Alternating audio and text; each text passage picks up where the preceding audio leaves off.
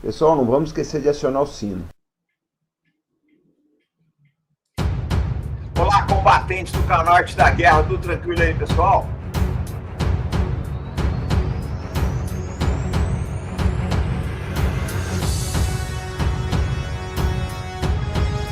Vamos dar um retorno do som. Quero mandar um abraço aos produtores de conteúdo amigos e nacionalistas desse Brasil. O canal Velho General está nos assistindo por aí. Os irmãos Bulls que estiveram jantando comigo aqui ontem. O Rogério de Itablian, canal Bom Combate, Pátria e Defesa. O Felipe Kim, o Bom Gonzalez está chegando pelo estúdio agora aqui. O canal Homem do Espaço, o canal Visão Estratégica. Um abraço em todo mundo aí, todos os produtores de conteúdo amigos aí.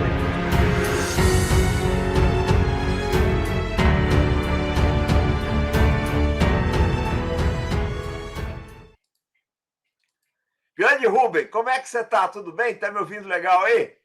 Perfeitamente, alto, bom som e bom tom.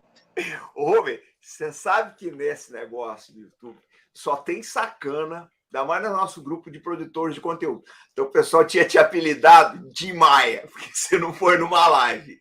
Você tem um problema com a internet. Aí, como você apareceu na outra, eles te apelidaram do Datena da Geopolítica. Falando, o Datena da Geopolítica, ele vai lá e detona. E as lives do Rubão, gente, para quem não conhece, eu vou indicar para vocês, são deliciosas. Você aprende muito, ele é muito inteligente, espirituoso, interage muito com a plateia. Às vezes eu estou assistindo televisão, o pessoal aqui em casa está assistindo você, eu fico só ouvindo ali. Eu fico de olho na TV e te ouvindo ali, que você tem umas tiradas fora de série. Então, é um prazer enorme te receber aqui no canal Arte da Guerra. Tá? O link do canal do Rubão está aqui na descrição, pessoal. Vamos nos inscrever. Vocês vão gostar. Vai ser uma coisa assim, olha, é chegar ali, esse trio aí, o Rubem, o Felipe, o Rogério, estão sempre fazendo live juntos. É muito legal. Rubem, seja bem-vindo a bordo aí. Se quiser falar do teu canal aí, fica à vontade. Depois a gente entra no nosso assunto. Não, perfeitamente. Quando eu sair daqui, eu vou fazer uma live no meu canal com o professor Lourenço Carrasco, falando exatamente. O mote vai ser o seguinte: a visita do Bolsonaro ao Putin e o terror que isso está causando no PT e no Lula. Porque é uma incógnita. É uma incógnita. É uma incógnita. Se a gente, lamentavelmente, eu quero deixar claro, mais uma vez para todo mundo, eu não tenho um posicionamento político hoje sobre o futuro do Brasil. Eu vejo tudo como uma grande mancha, uma grande nuvem, inclusive ao ponto de achar que a gente está participando de uma grande palhaçada, porque do formato que o TSE tem hoje para as eleições, no formato que está sendo gerido, parece que a gente está todo mundo aqui num palco brincando e que a decisão vai ser tomada longe daqui. A verdade é essa. Assusta. Você manda um abraço para o professor Lourenço Carrasco, eu já fiz live com ele, a gente vai trazer ele de novo aqui, tá?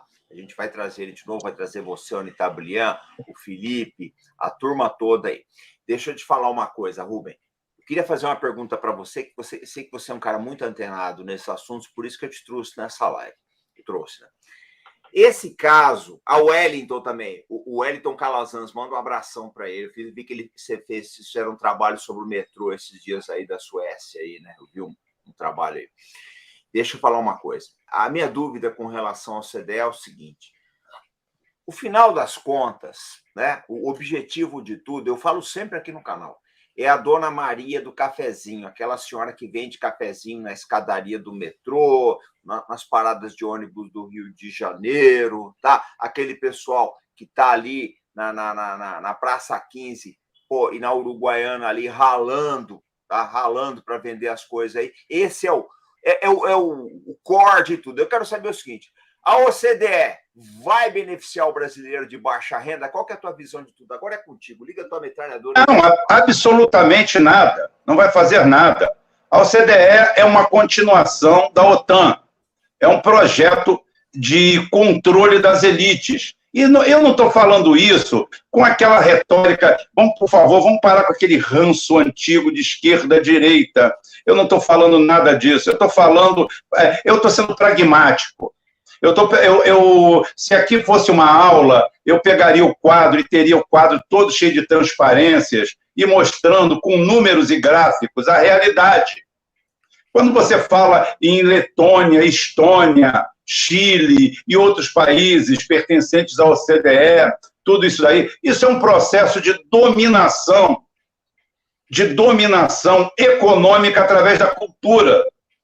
Eles querem transformar a gente em bonitinho, cheiroso, apresentável, para que a gente acabe se tornando o que o Chile é hoje, uma massa disforme, que ninguém sabe o que é. O Chile agora vai passar por um governo trágico. Um governo trágico. Não é porque é trágico, porque é de esquerda. É trágico porque é ruim. Eles destroem a identidade, é isso, Rubem? Exatamente, exatamente. O que acontece? Hoje, uma amiga minha de Minas, uma professora muito bem ligada, ela estava revoltada porque ela já foi evangélica, ela abandonou o evangelismo exatamente por causa disso. Porque há uma luta segregária sempre em transformar a gente em vários segmentos, retalhar a gente, porque é o seguinte, essa cultura vem de Roma. Roma inventou isso.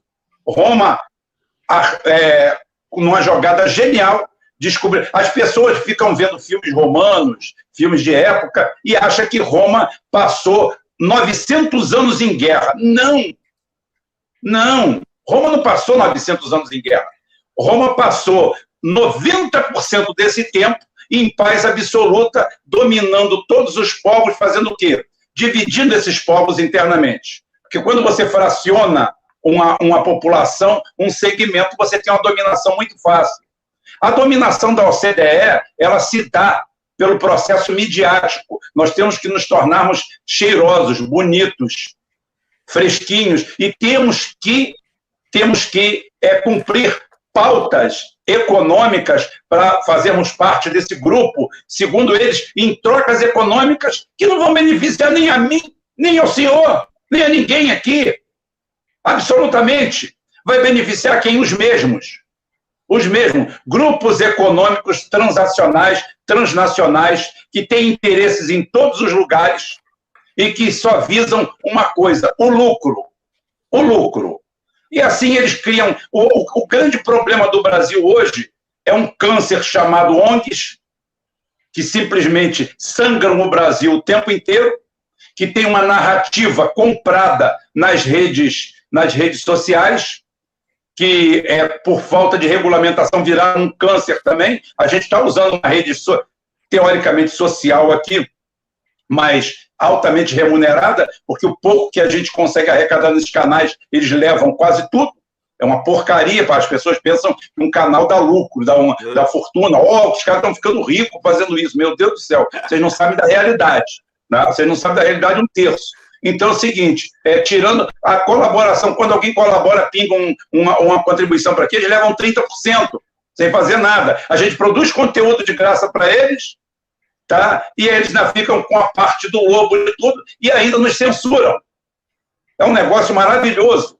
Tá? Então é o seguinte, eles criaram essa indústria da narrativa, e a narrativa é o seguinte, a Globo e outros, quando eu falo a Globo, não é só a Globo, a grande mídia chega e fala assim, nós vamos entrar para a OCDE, olha, que bonito, nós somos o primeiro mundo, ninguém vira primeiro mundo com mágica, não tem vara de condão, não tem nada. O Brasil tem sérios problemas estruturais, o Brasil tem problema de fronteira, o Brasil tem... Estou falando com um militar, então eu começo, é claro, pela pauta dele.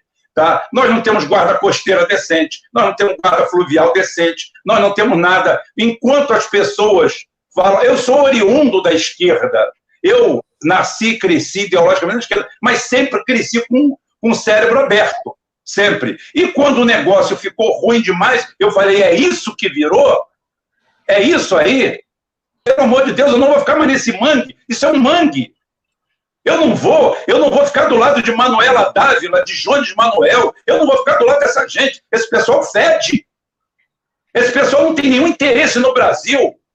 Quando quando falava em esquerda, em alguma coisa, eu falava exatamente no que tinha de nobre. E que eu nunca vi muita diferença na prática da direita. Porque o discurso, o discurso direto para o povo é o seguinte, são dois caminhos diferentes para chegar ao mesmo lugar. É um ataque, o outro não vive sem o outro. Eu vejo os ataques que eles exatamente. fazem. Então, olha assim, se eu tenho que dar a volta por aqui, eu vou reto. Então é o seguinte, eu vi outro dia o Gil, que foi atacante da seleção brasileira, foi do meu Fluminense, o Gil falou assim, poxa, eu era um ponta que era veloz pra caramba, eu corria direto e fazia o gol. Por que eu vou à linha de fundo para cruzar para o meio da área, pela esquerda ou pela direita, para alguém fazer o gol? Eu chegava primeiro e fazia o gol. É isso que a gente tem que ver. É isso que a gente tem que fazer. Agora, o Brasil tem sérios problemas estruturais. A gente não pode cair nessa narrativa. As Forças Armadas do Brasil são uma piada. Quando eu falo uma piada, você vai falar, piada por quê? Porque um Brasil do tamanho do Brasil tinha que ter as Forças Armadas 3 vezes maior do que tem. 3 vezes maior do que tem. A nossa marinha é ridícula. Nós temos dezenas de milhares de rios navegáveis. Nós não temos patrulhamento fluvial decente. Nós não temos patrulhamento da guarda costeira. Não tem. Tá? A nossa cobertura aérea é ridícula. O nosso exército é diminuto, é pequeno. É pequeno. Então é o seguinte, o que você tem que fazer? Você vê 25% praticamente do PIB russo, fora os seus desdobramentos, saem exatamente do conjunto das Forças Armadas. E a Rússia não está em guerra com ninguém. O Rubens, mas o medo que eu tenho é esse quadro que você está pintando para a gente se agravar. Porque o pessoal não está vendo uma coisa. Deixa eu falar um negócio que vou devolver para o Rubens. Gente, vamos dar o like. Vamos dar o like aqui, se inscrever no canal, se inscrever no Geoforce, se inscrever no canal do Felipe Quintas também, que ele fez um vídeo maravilhoso hoje sobre a Amazônia. O meu medo, Rubem, é o seguinte. As coisas... Eu concordo com você, nós temos um quadro pavoroso em todos os aspectos, mas o meu medo é que vai vir tantas regras que essa OCDE que vai piorar tudo. Quer ver um negócio que eu acho que vai ficar pior? Eu queria a tua opinião. O agro, cara. Eles vão colocar tantas regras aqui que a gente não vai conseguir produzir. Não vai conseguir produzir nada. A gente vai para esse caminho. Olha, para vocês verem uma coisa, o mercado comum europeu, que usa uma moeda chamada erroneamente de euro, quando você vê euro, quando você vê a palavra euro, você está falando Euromark. Tá? O euro é uma moeda alemã, que a Europa usa. A Inglaterra deu um calote na comunidade europeia muito grande agora e está querendo não pagar. Um dos motivos dessa confusão na Ucrânia é isso. Tá? Aquilo está tudo rachado, está tudo dividido. Mas a própria comunidade europeia, quando foi criada, foi uma tragédia para os pequenos produtores da Itália, principalmente, da França, do interior da França, de Portugal, da Espanha. Foi uma tragédia, porque tudo que eles produziam passou a ter que seguir aquele padrão do mercado comum europeu. Padronizaram de uma certa forma que simplesmente centenas de milhares de pequenos produtores morreram. E isso acabou empobrecendo a própria Europa. A OCDE é isso maior ainda. E pior, não é uma instrumentalização técnica, é uma instrumentalização econômica e é móvel. Eles movem esses dados de acordo com o que eles querem. Eles querem, por exemplo, pegar o nosso petróleo. Então, eles vão fazer um conjunto de medidas, vão começar a fazer um conjunto de medidas de longe, restringindo isso, restringindo aquilo, exigindo protocolos, certificados, certificações, adequações, porque foi um grupo de estudo onde o seu país mesmo teve peso zero. Né? De cara, e amanhã vai encarecer muita coisa. De cara, isso. E eles vão fazer isso com o xisto, eles vão fazer isso com o grafeno, eles vão fazer com o que interessar. Daqui a pouquinho vão chegar aqui e vão dizer que a soja não pode ser mais cultivada dessa forma. Porque um membro da OCDE vai precisar de um selo da OCDE. E o selo da OCDE é dado por um daqueles 30 grupos, 65 grupos, acho que eles têm permanente de estudo, feitos por ele, gerido por ele. A sede da OCDE é na França, são 31 países membros, quando, na realidade, esses 31 países membros são 10, mais ou menos, que mandam, e o resto abana o rabo e sacode a língua igual cachorro no sol, correndo atrás de um osso. E é o seguinte, isso daí é uma máscara, é mais um movimento. Eu sou a favor, sim, de uma organização, primeiramente, nacional. E segunda, se você quiser alguma coisa, a nível de Cone Sul. Tá? Porque nós estamos presos ao norte por um istmo chamado Panamá, uma tripa de terra ali. Tem uma parte ali que, inclusive, é uma parte de preservação, esqueço até o nome do local, né? É uma parte de preservação total, que nem a Transamericana, não passa nada por ali, que é acima da Colômbia, chegando no Panamá. É um trecho ali, tem um nome ali, uma reserva especial ali. Então é o seguinte, primeiro o Brasil. Primeiro o Brasil. Não é xenofobia, porque eu sou a favor da união entre todos os povos, mas é o seguinte, cada um manda na sua casa. Cada um manda na sua casa. Nós devemos saber, nós sabemos exatamente, se você conhece a sua casa, você sabe qual chuveiro que está vazando, aonde que está ruim, a lâmpada que está queimada e o que você precisa fazer para melhorá-la. É isso que você tem que fazer. Cada um conhecer a sua casa. Não adianta eu ir botar regra na casa do comandante, nem ele botar na minha. Ó, você tem que fazer assim, mas aqui não adapta. Aqui não dá assim. Tem até uma história muito engraçada, comandante, que vem da área naval mesmo, que é uma piada, né? Um xiste, como se diz, uma broma em espanhol. Conta aí. É a história do o senhor deve saber, do cruzador americano, pedindo para, estabelecendo contato, fala assim, aqui é a frota americana, saia da frente. O cara não sai, não saio, não vou sair, tá grande moda. Isso aqui é a frota americana, como ousa desafiar a frota americana? Você não vai sair, meu amigo, eu sou um farol. Você está fazendo contato com um farol, tá? Como é que você quer que eu saia daqui? É o que acontece. O cara vai chegar para você e vai mandar você sair da frente. Só que você que conhece o seu território, aquilo ali é um farol. Aquilo não é um navio. Tá? E o cara está olhando ele com os olhos dele, não com o nosso. Pode falar comigo. Aí eu quero te fazer uma pergunta. Quero a tua opinião disso. Porque todo tratado no Brasil ele vai precisar ser ratificado pelo Congresso Nacional. Mesmo que o Brasil ele entre aí, o Congresso vai ter que ratificar isso. Eu não sei como é que está bem esse processo. Mas eu queria ver o seguinte, você que é um influenciador, tá, que está crescendo cada vez mais, está ganhando muita projeção aí, o pessoal gosta muito do teu trabalho, você tem um contato bilateral muito bom com o público. Como é que você vê a possibilidade da gente convocar um plebiscito para a sociedade decidir se ela quer ou não? Porque, pelo que você já está falando, e pelo que eu estou sentindo aqui da nossa audiência, a gente conversa muito com as pessoas, não está muito claro na cabeça do brasileiro o que esse ingresso vai trazer de bom ou de ruim. Como é que você vê tudo isso? Você acha que existe clima para se criar aí um plebiscito? Como é que você está olhando essa história toda? Olha, primeiro eu vou retroceder um pouquinho, vou rebobinar um pouco e vou falar aqui de uma situação que ontem eu fazia conversa ao pé do rádio. Mas aí estava dando um probleminha de audiência, o que eu fiz? Eu passei a conversa ao pé do rádio apenas para os membros do Geoforça.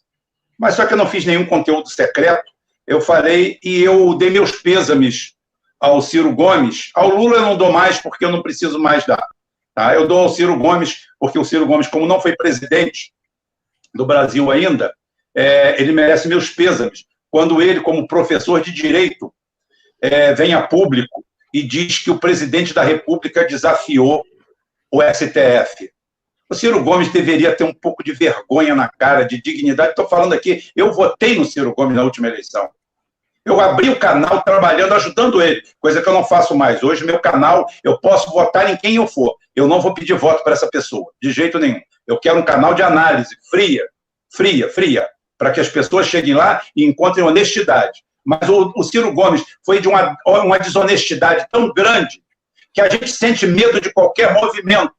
Porque o caminho certo, naquele momento, era o Ciro Gomes, o Lula e qualquer um ficar ao lado não do Bolsonaro, mas da instituição Presidência da República. Salvaguardar a instituição. Não é a defesa intrínseca do Bolsonaro. É falar como ousa um ministro não eleito do Supremo Tribunal Federal, numa decisão monocrática, convocar o presidente da República e intimá-lo a comparecer à Polícia Federal, um órgão que nem é da alçada dele, muito pelo contrário, é da alçada do ministro da Justiça, é do governo federal. Essa autonomia cruzada que aconteceu difusamente no governo da Dilma, isso tem que acabar. O que eu estou falando hoje valia para a Dilma também. Fala assim, quando é que você vai tomar uma atitude? Quando é que vai haver uma atitude em relação a isso? Aí você vê um sujeito patético, numa atitude totalmente canalha, como a do Ciro Gomes, canalha, porque é uma atitude canalha, tá? Defender o STF. Logo ele, que há pouco mais de um mês, teve o pé na porta, meteram o pé na porta dele, acusando-o de uma série de crimes e irregularidades, e ele simplesmente veio chorar as pitangas em público. E recebeu a solidariedade de muita gente. Porque parecia notadamente uma ação de retaliação da Lava Jato e do Sérgio Moro tentando bater a carteira dele. E ele agora vem e faz esse papel patético, ridículo, triste. Então, o que acontece, comandante? Eu não esqueci o viés da pergunta. O que acontece nessa história toda? Aquele pessoal... Aquilo é uma quermesse de interior. O Congresso brasileiro é a coisa mais próxima de lixo que a gente pode dizer. Tá? Lixo. Nada ali se aproveita. Ali ninguém tem valor, mas todo mundo tem preço. A realidade é essa. Quem tem valor ali não enche uma Kombi. O resto todo mundo tem preço. Aqui, por exemplo, o desapreço pelo plebiscito, que deveria ser uma coisa recorrente numa democracia, que se diz democracia, o último plebiscito que nós tivemos, o Lula gastou não sei quantos bilhões, fez um plebiscito e não acatou o resultado dele. Ou seja, você faz um plebiscito que só vale se ganhar a sua preposição. É assim? Isso é democracia? Isso é o quê? A OCDE, sim, poderia ser plebiscitária, se o povo, em geral, tivesse condições de saber o que é a OCDE. Nós não sabemos, porque não é de hoje. Eu falei assim, gente, uma das coisas que acabou no Brasil e que deveria continuar de qualquer forma, a gente só tinha uma mísera aula por semana, na época do segundo grau, primeiro grau, segundo grau, era no primeiro grau, que a gente tinha, que era OSPB, Organização Social e Política Brasileira. Eu sinto falta demais, porque não era nenhum tipo de lavagem cerebral. Eu lembro, você começava a ser entremeado, você tinha que fazer uma prova em cima daquilo, fixava alguma coisa do que é a organização social e política de um país. Hoje você bota OCDE, o cara pergunta assim, será que é o BBB da Bandeirantes? Será que a Bandeirante vai fazer um BBB e vai chamar de OCDE? Deve ser, não sei. A Anitta vai participar? Porque o nível cultural da nossa sociedade é deplorável. Deplorável. E quem se intitula aí os baluartes do pensamento nacional são uma vergonha. Morreu recentemente o Olavo de Carvalho, de que eu não concordava em muitas coisas com ele, mas nunca lhe neguei a inteligência. Nunca. Ele é inteligente. De vez em quando, ele é tão inteligente que ele é desonesto com a inteligência dele. Ele manipula a história, ele torce. Mas o que mais me causou espécie foi o tripúdio em cima da sepultura. Isso eu não permito a ninguém. Existia um policial famoso e folclórico na Baixada Fluminense que se chamava Coelho Topo de Vela. Ele era um notório e notável matador da Baixada Fluminense. Tá? E ele, quando ele matava um bandido, ele tirava do bolso um topo de vela e acendia do lado do defunto e falava assim, isso é para iluminar a alma dele. Ele morreu, pagou seus pecados. Tá? Mas, gente, A gente perdeu respeito até pelos mortos, né, Rubão? Tá exatamente, exatamente. Então é o seguinte, não, e o pior de que perder o respeito é você se tornar valente em cima da sepultura. Os índios não fazem isso, os selvagens não fazem isso, ninguém faz isso. Só quem faz isso é gente pequena. Só gente pequena. Porque muitas vezes, quando alguém fala, quando João fala de Pedro, às vezes fala mais de João do que de Pedro.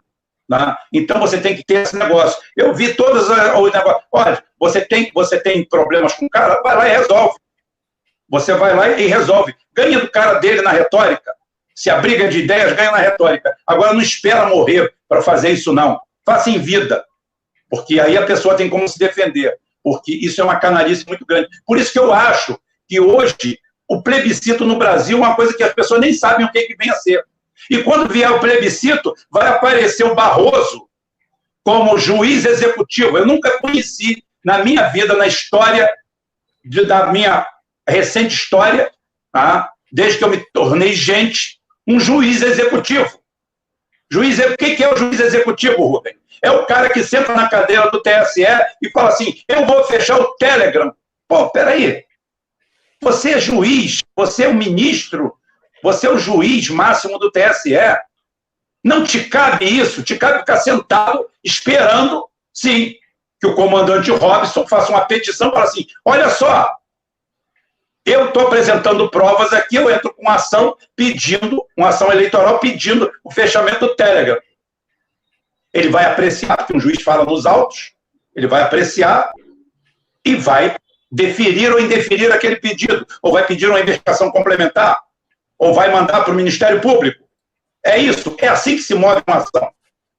É assim que se move uma ação. Não é o juiz imperialmente de lá falar, eu quero isso. O juiz não quer nada. O juiz não faz nada.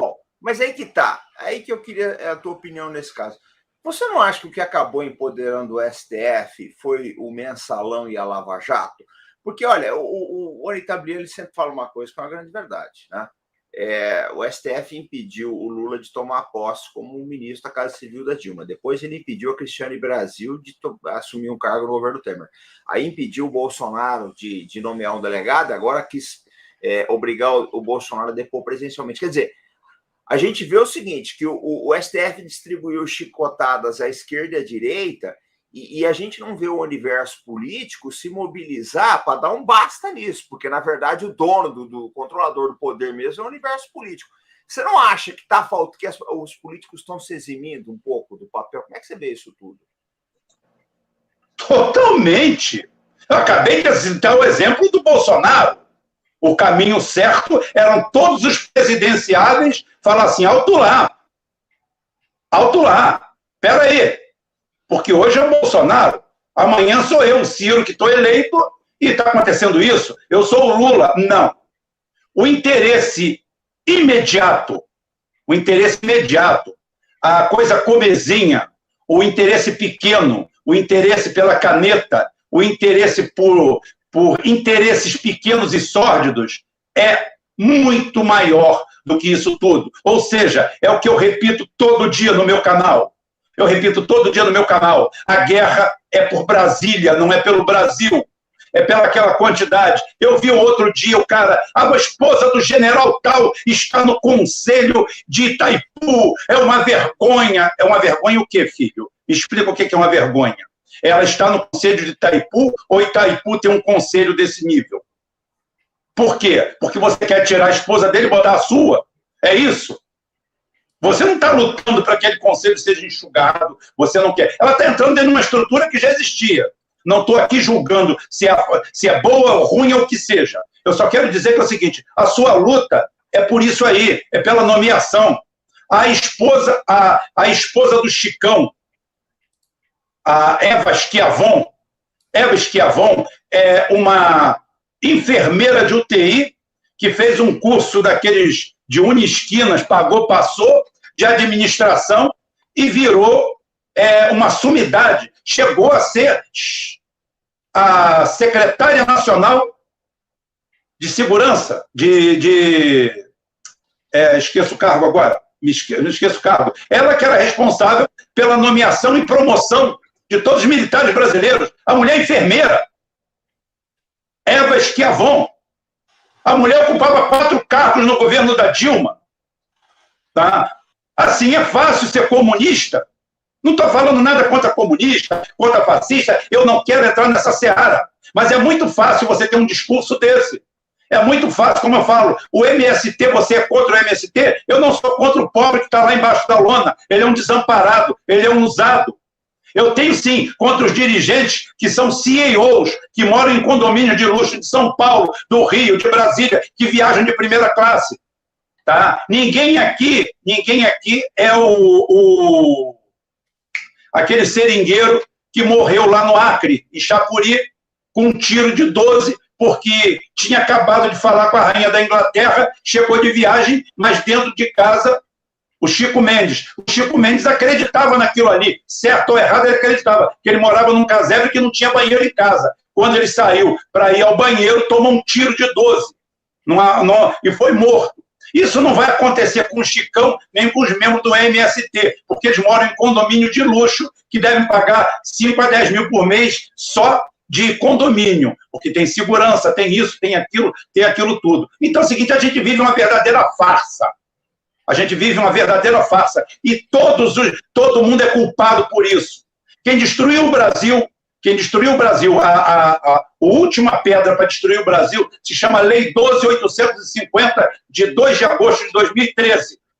Tá? É a que define a organização criminosa e dispõe sobre a investigação criminal, os meios de obtenção de prova, infrações penais correlatas e o procedimento criminal. E ele altera o Decreto-Lei 2.848, de 7 de dezembro de 1940. Código Penal, e revoga a Lei 9034, de 3 de maio de 1995. Tá? Essa lei, o que faz? Bem, aí é o seguinte, apesar de eu não ser advogado, não ser jurista, eu sou abusado. Então é diferente, eu tenho o costume de ler, me informar e tentar informar as coisas. O Brasil usa um Código Penal. O Código Penal brasileiro é chamado o Código Romano-Germânico, ou o Código Processual Civil. O Civil Law é conhecido mundialmente como Civil Law. Leis civis, o que é? É o direito escrito. É onde toda a lei é enquadrada no que é escrito. Você precisa do enquadramento. Esse daí é o Civil Law. Os Estados Unidos, a Inglaterra e outros países usam o Common Law. O Common Law é o anglo-saxônico. É o direito comum. O direito comum é que eu estou aqui na frente do comandante, que é o juiz, e eu tenho um advogado e existe um promotor. E quem convencer melhor o juiz de que eu sou inocente ou culpado, assim eu serei. Por isso que 95% dos casos nos Estados Unidos não dá aquele auditório bonito, não dá em nada, eles se resolvem antes. Aí você fala para mim, poxa, então nos Estados Unidos um juiz pode tudo. Poderia, sim. Poderia, se não houvesse o fato de que ele não tem fórum privilegiado, ele pode ser preso como cidadão comum por qualquer guarda da esquina, ele pode ser arrastado. No ano de 2016, que é a última estatística que eu tive, nós tivemos 69 juízes nos Estados Unidos presos, a maioria dentro de casa por uma patrulhinha, algemado, com a mão na cabeça, baixa, entra, preso. Juiz de primeira instância nos Estados Unidos não vai para a segunda instância. Eu elogio o que tem de bom no mundo. Eu elogio o que eu vejo de bom. A polícia americana, eu sou fã da polícia americana, da estrutura da polícia americana. Nós teríamos que ter uma estrutura parecida com essa aqui. O sistema judiciário nosso, o Civil Law, tem uma série de garantias e prerrogativas, inclusive constitucionais para os magistrados. Transformam ele quase em semideuses. Tá? E agora, por último, eles ganharam o beneplácito do Common Law, do direito comum. Ou seja, ele não obedece mais o direito escrito, faz o que quer e o que bem entende como político, e não recebe nenhum tipo de punição por isso. Porque lá nos Estados Unidos, o cara, quando faz isso, ele pode ir em cana. E outra coisa, lá juiz, 95% dos juízes tem mandato. Tem mandato, eles são eleitos. Ele recebe uma outorga pública e outra coisa mais. Primeira instância não se comunica com a segunda instância. Você faz você se manifesta que quer ser juiz, eu quero ser juiz da minha cidade. O que eu preciso? Bem, 15 anos de pleno exercício do direito, conduta ilibada, vamos dizer 35 ou 40 anos de idade mínima, eu posso me candidatar a juiz. Vou ser juiz durante 5 anos, 10 anos, posso ter uma reeleição ou uma recondução. É o melhor dos mundos, mas pelo menos o cara pode não ser o melhor dos mundos, mas o cara é eleito. E outra coisa, ele não tem garantia nenhuma. Ele tem que andar reto. Se ele não andar reto, ele está ferrado. Aqui o juiz... Aqui vai além das garantias, né, Rubão? Aqui vai além não, aqui é o seguinte... Né? Não, aqui não tem garantia, aqui é privilégio. Aqui o juiz, se ele, por exemplo, utopicamente, se ele quiser se aposentar, ele compra um fuzil, vai no primeiro bar da esquina, rende todo mundo, assalta, quando vinha a patrulhinha ele se entrega e pronto, ele vai ser aposentado com rendimentos integrais. Onde já se viu esse absurdo? Onde já se viu esse absurdo? Ele pode ter como hobby explodir caixas eletrônicos, que a família dele está segura, está garantida. Né? Rubem, eu queria te fazer uma pergunta. Eu quero aproveitar teu gancho aí, que você tem, você tem bastante experiência na área do petróleo. Eu estava vendo hoje que parece que a Europa, que ela está numa situação meio desesperada, para dizer o mínimo, aí, com essa situação do gás. No mínimo. Então, parece que eles estão querendo que o Catar aumente a produção para suprir aí, para pelo menos dar uma contornada nesse problema da Rússia. Queria aproveitar que você está aqui, que você conhece muito essa área. Para quem não sabe, tá, gente? Vocês cobrem o Rubem dessa área, que ele conhece bastante. Ele é meu consultor nesses assuntos de petróleo e gás. Queria a tua opinião disso. O Catar vai atender, não vai? Como é que você vê essa situação toda da Europa? Olha só, a primeira situação da Europa é o seguinte: criar uma farsa. Tem um amigo meu, que é até policial, que ele falava assim, cara, mentir é uma coisa normal. Você mente para várias coisas. Você mente por conveniência, você mente estrategicamente, você mente para não criar uma briga entre dois amigos. Tá? A mentira faz parte do ser humano, não só como maldade, como estratégia. Ele falou assim, a mentira só se torna perigosa quando você acredita nela. Tá? Quando você, que é o autor da mentira, passa a acreditar nela, aí que ela se torna perigosa. Até ali você dominava ela, daí para frente ela vai te dominar. A Europa caiu nessa mentira.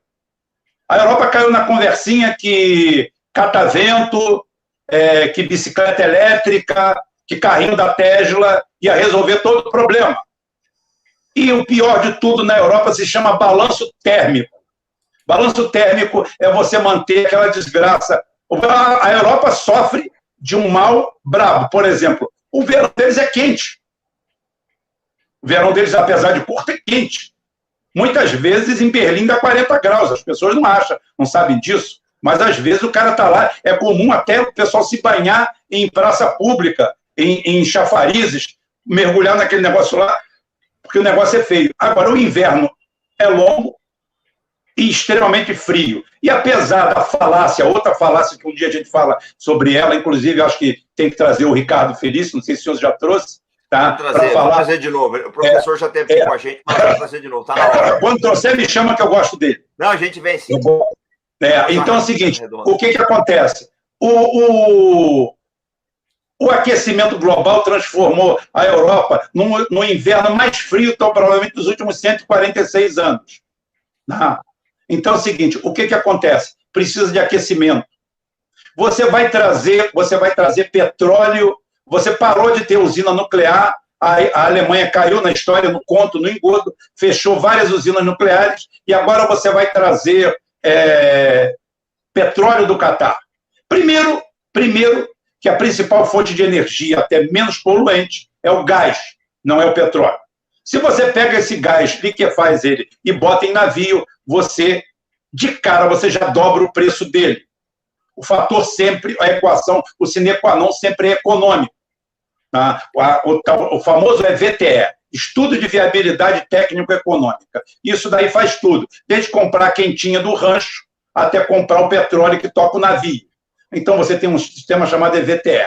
Isso daí você faz ele dinamicamente, nem sempre tem esse nome, mas sempre é assim. Tipo, bicho, não dá para fazer isso. EVTE, para quem não sabe, é aquele negócio. Você quer trocar a televisão da sala, tua mulher que cuida das finanças fala, olha só, não dá. Então, ela fez um EVTE rápido, tá? Viabilidade técnico-econômica, e disse, ou então a gente vai comprar a televisão da sala, mas vai faltar comida na geladeira. O que tu vai querer? Escolhe.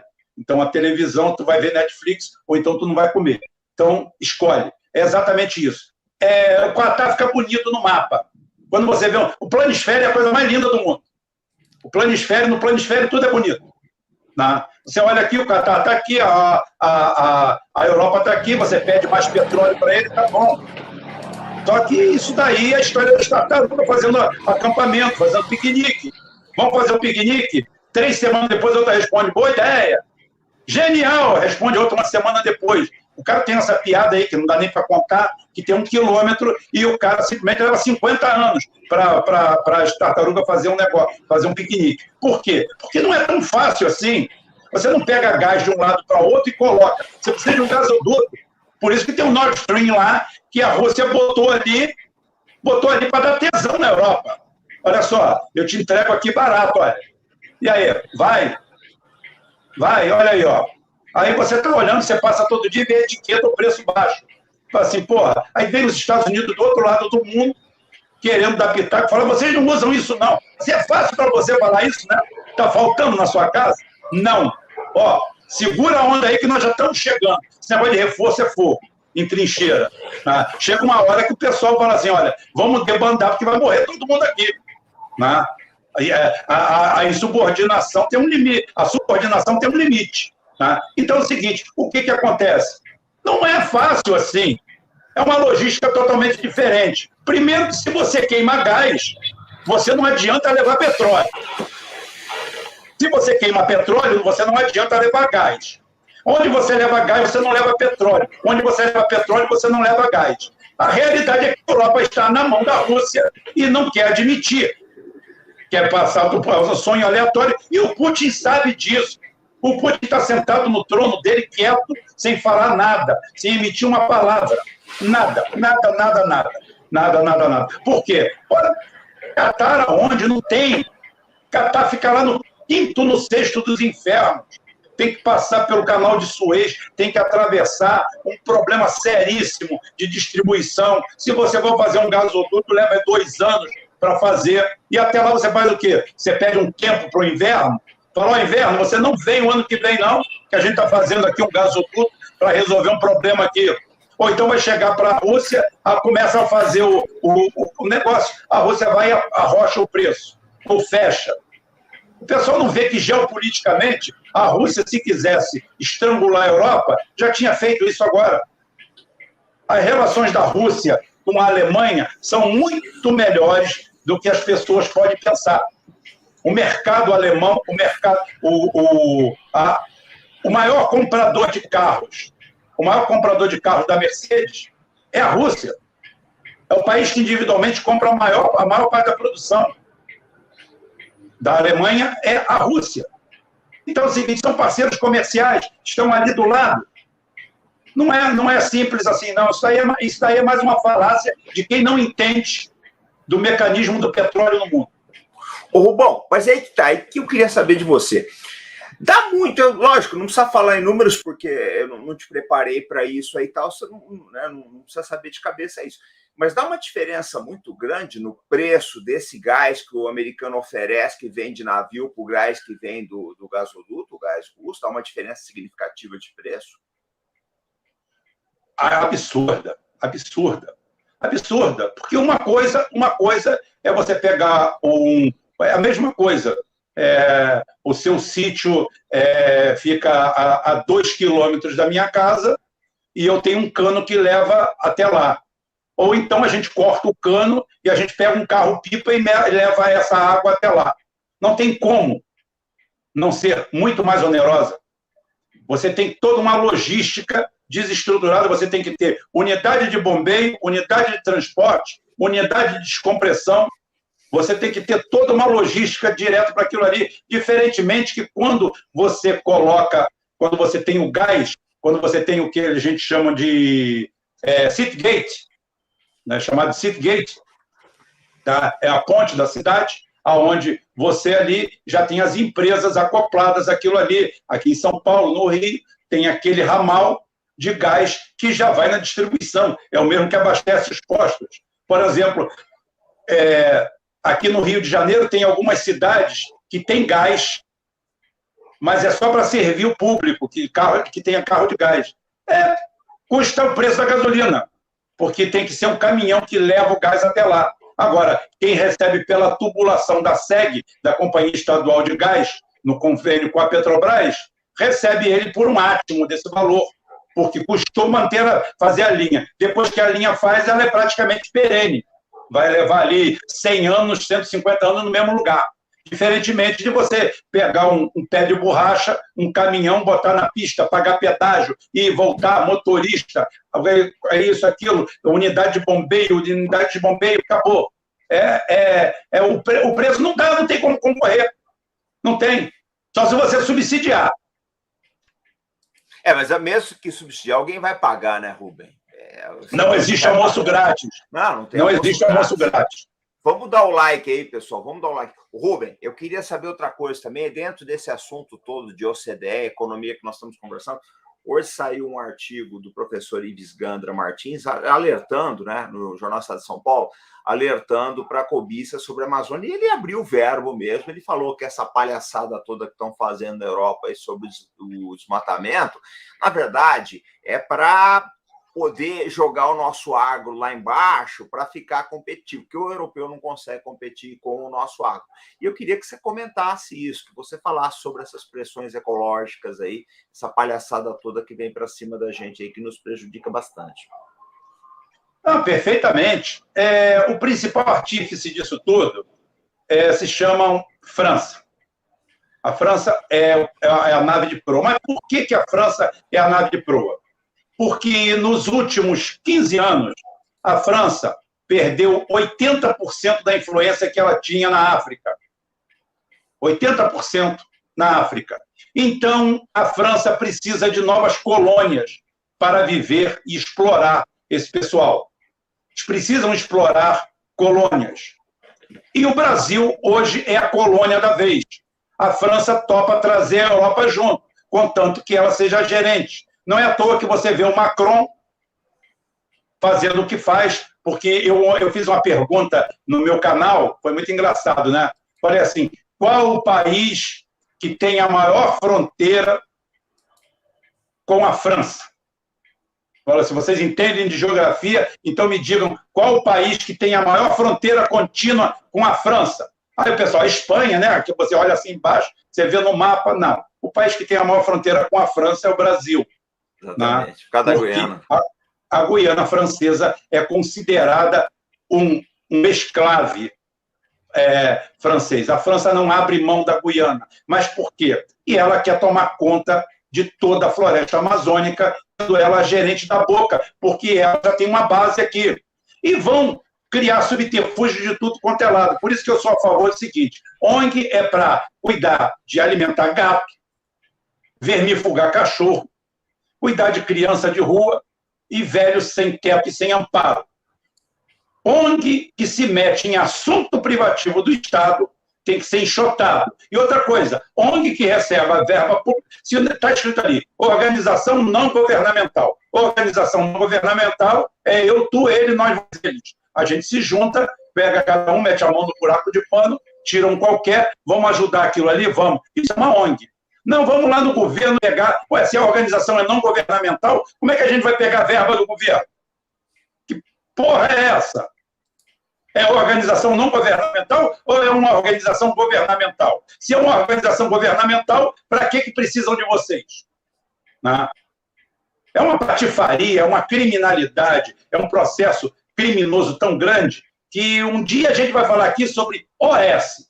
OS é uma modalidade de crime que existe no Brasil, de norte a sul, chamada Organizações de Saúde. São ONGs responsáveis pela distribuição de todo o dinheiro da saúde pública brasileira. E ninguém faz nada. Por quê? Porque beneficia a todos. Ou seja, nesse ponto, a corrupção e o benefício é ambidestro. Todo mundo, de mão esquerda ou mão direita, quer. Precisa de alguém para cortar essas mãos. cortar essas mãos. Se você tem Secretaria Municipal de Saúde, por que é que raios eu preciso de uma empresa lá dentro que cuide do pagamento do pessoal? Imagina, comandante, o senhor é comandante de uma fragata, mas tem uma firma dentro da fragata que cuida e paga os praças todos. Ou seja, o cargo do senhor é decorativo. Não existe nada. Existe uma empresa ali que recebe uma verba e o melhor de tudo, essa empresa não precisa saber navegar, essa empresa não precisa conhecer de mar, não precisa conhecer de navio, não precisa de nada. Ela só precisa uma coisa, ser bem relacionada, que nem concorrência tem. E o melhor de tudo, eu, por exemplo, sou representante comercial de uma empresa, de um amigo meu, e ela é cadastrada na Petrobras. Porque é uma empresa pequena para média, ele não pode pegar concorrência acima de 15 milhões, porque o capital declarado, o patrimônio que ele tem, não permite que a empresa dele pegue um contrato acima de 15 milhões.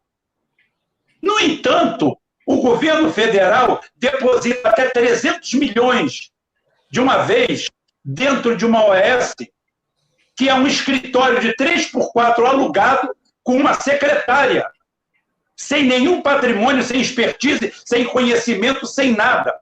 Aqui em Itaboraí, durante 12 anos, existia um Instituto de São Paulo que cuidava daqui da Prefeitura de Leme. Quem quiser vai aí no grupo e no Google escreva Sorrindo para a Vida Sex Shop.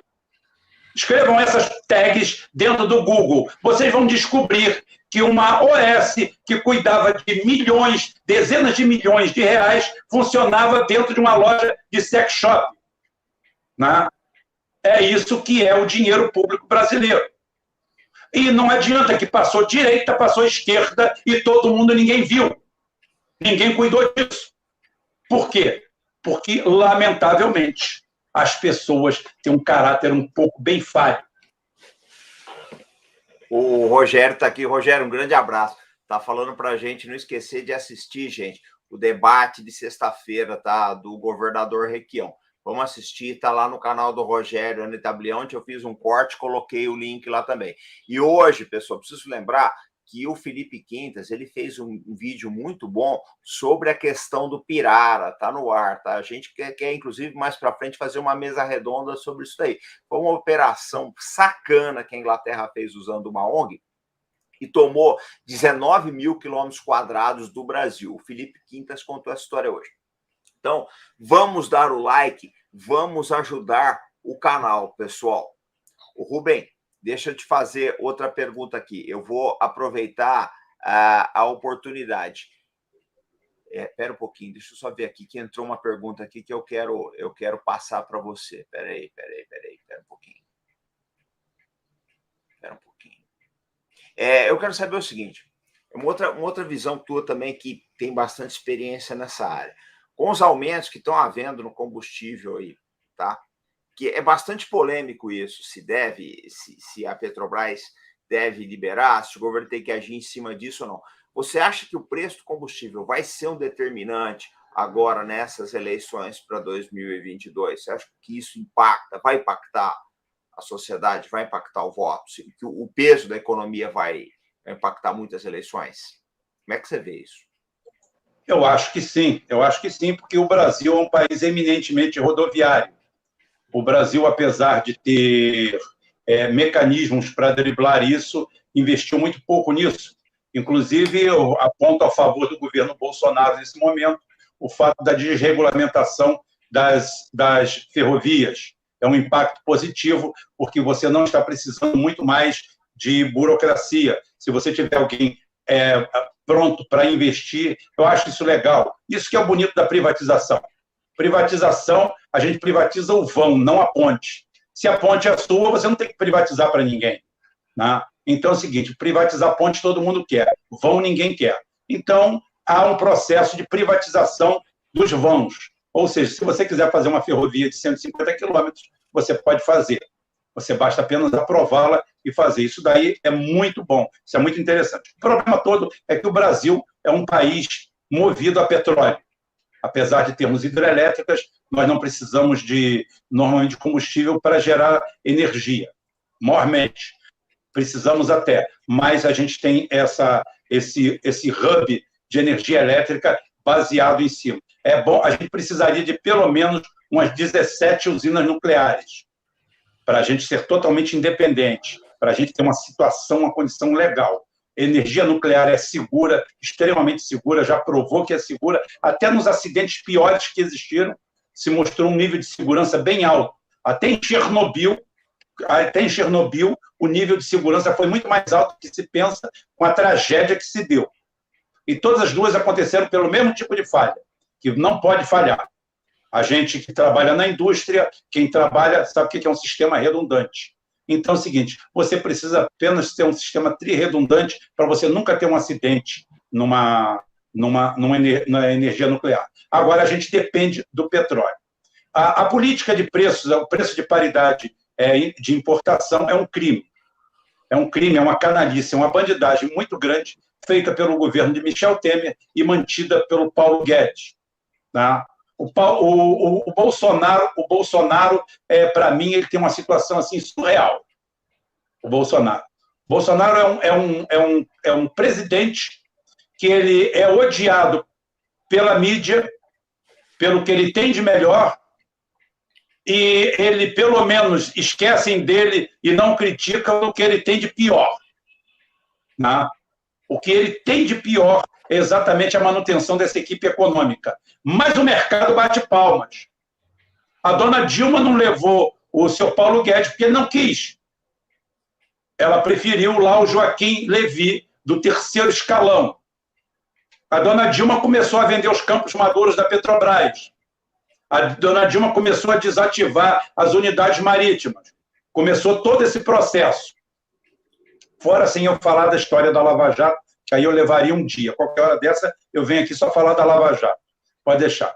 Então é o seguinte, o que acontece? O PPI é o seguinte, eu vendo laranja, vamos para a analogia, eu vendo laranjas, eu produzo laranjas, minhas laranjas são bonitas, eu pago impostos e a laranja minha tem um preço. A minha laranja custa R$10 e o mercado paga R$10. O comandante Farinazo produz laranja, mas produz laranja lá em Botucatu. E é o seguinte, ele não consegue vender laranja aqui onde eu vendo, porque meu preço é muito baixo. Aí o que é o PPI? O PPI é levar em consideração todo o custo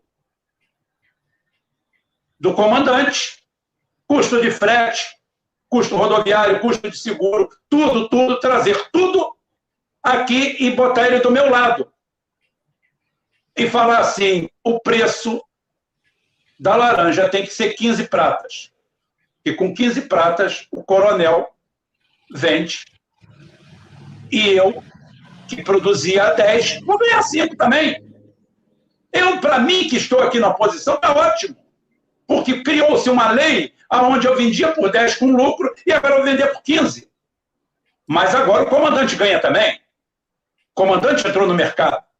Porque o comandante não tinha condições de concorrer comigo. É isso que é o PPI. Não tem nada a ver com percentual. Os impostos no Brasil são altos, mas a gente precisa deles para manter a máquina. Se você quer imposto zero, se você vai cair nessa falácia de imposto zero para o combustível, toma cuidado que você não vai ter escola. É ruim, mas existe. Você não vai ter saúde, pode não ser muito boa, mas existe. Você não vai ter policiamento. A polícia é ruim, tira ela da rua para você ver o que acontece. Você não vai ter nada disso. Isso é pago com esses impostos. Podem ser menor? Podem. Mas só que tem uma coisa. A carga de impostos no Brasil é a mesma de quando a gasolina estava a R$2. Então não é aí o problema. O problema é o PPI. O problema é o que se criou o Temer fez isso para beneficiar as petroleiras estrangeiras que queriam fazer isso aqui. E agora a Petrobras, com esse valor, o cara chega, para que eu vou refinar aqui? Vou comprar pronto. Porque o trader leva, o escritório leva, todo mundo leva. Todo mundo leva.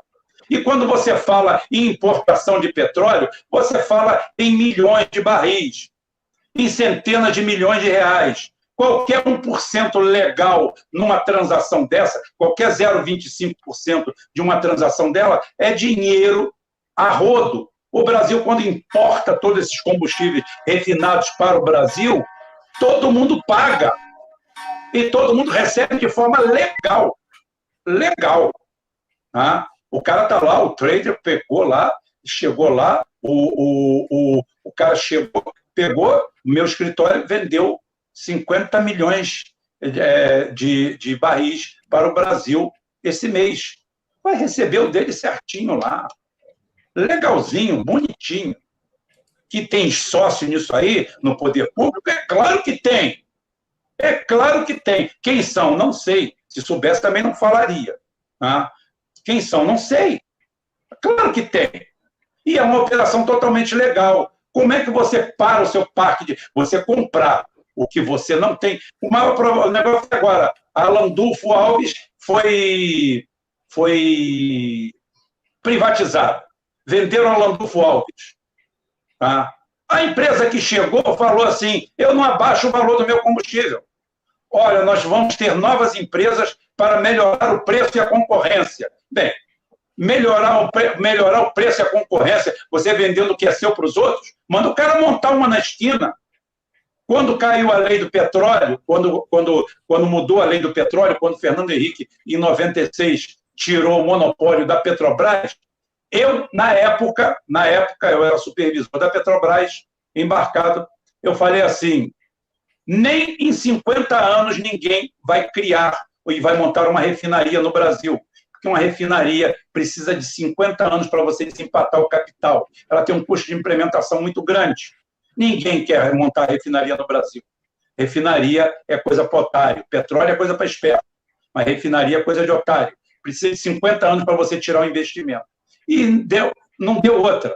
Fizeram 4 refinarias privadas no Brasil, que todas elas juntas não respondem por 2% do refino.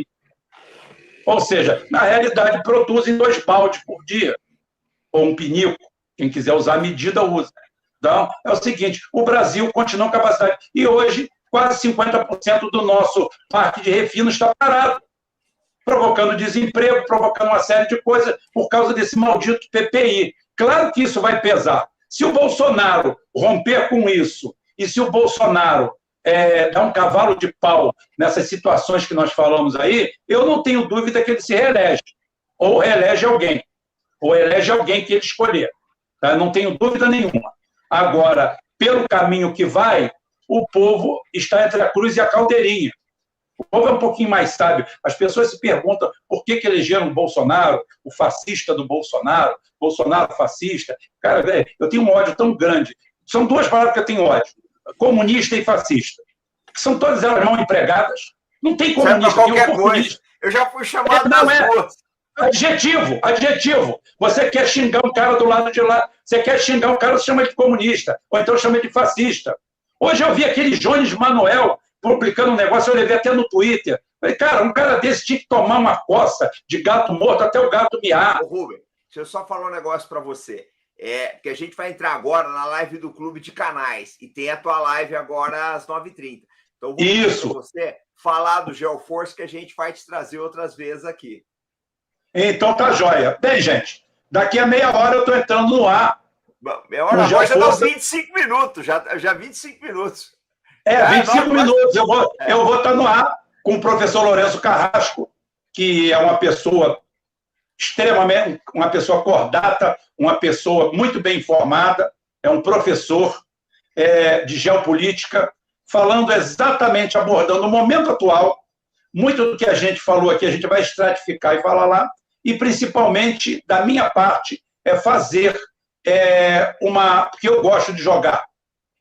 Eu gosto de jogar, e eu já falei que daqui a 6 meses, o Putin, nos próximos 6 meses, vai criar uma erosão nos Estados Unidos. Já lancei o desafio, está lançado.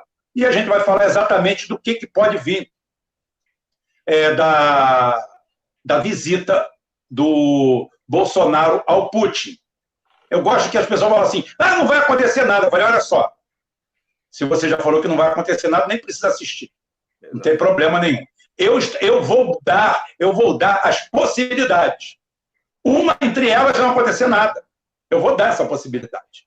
Mas eu vou abrir o leque e mostrar o que eu, na posição do Bolsonaro, falando, que é essa grande capacidade de análise. Você tem que vestir a carapuça. Você tem que entrar para dentro do personagem e falar assim, bem, eu sou o Bolsonaro, eu estou indo à Rússia falar com o Putin. O que eu vou poder abordar? Qual o tipo de assunto que nós vamos ter? E para onde vão vir as deliberações? É isso que a gente vai fazer. É esse ensaio. É isso que é o nosso trabalho. Obrigado, Rubem. Gente, às 21h30 então tem a live do Rubem no Clube de Canais. Perdão, a live do Rubem no GeoForce. Eu vou para a live do Clube de Canais agora, mas eu vou acabar ela, acaba às 10 e pouco, ainda vai dar tempo de eu pegar metade da tua live aí. Você manda um abraço pro professor Lourenço Carrasco, que a gente vai trazer ele já aqui no Arte da Guerra, tá bom? Beleza. Um grande abraço para você. Fica aí só um minutinho para eu te dar um debriefing rápido aí. Pessoal, agora a gente vai para a live do Clube de Canais. Aquele abraço para vocês.